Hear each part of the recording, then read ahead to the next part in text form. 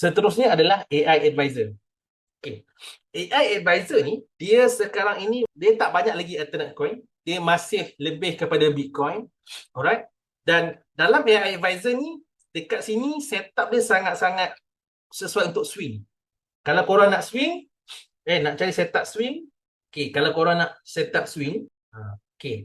Ini untuk swing swing. Kalau nak cari setup swing, alright, sama ada korang nak futures ataupun korang nak spot trade, alright, korang boleh lihat AI advisor.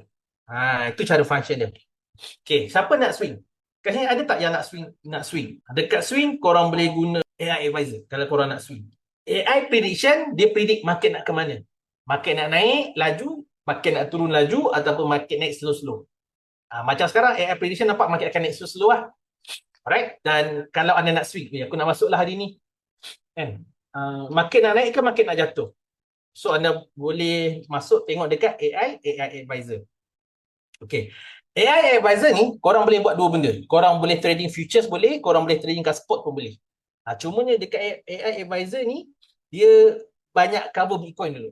Dia banyak cover Bitcoin lah. So kalau korang nak trading spot, alternate coin belum ada lagi. Belum ada lagi. Sebab sekarang ni, diorang masih lagi dalam part-part untuk tambahkan lagi coin-coin lah, alternate coin dan semua sebagainya. Okay. So kalau korang lihat dekat sini, kita lihat sejarah-sejarah 14 Jun. Kita buka ini adalah 14 Jun. 14 Jun hari Ahad lepas. Jom kita lihat. Hari Ahad lepas, yang ni setup swing. Bitcoin is showing early chart character dan dia tunjuk yang dia akan pullback dekat area sini 64, 63 dan 62 dan take profit. TP-nya dah take profit. Take profit adalah dekat 65, 65.8 dan 60.67. Paling last 60.67 lah. Lepas 60.67 dia boleh naik lagi. Lepas tu mungkin dia akan berlaku reversal. Alright. So korang lihat kat sini.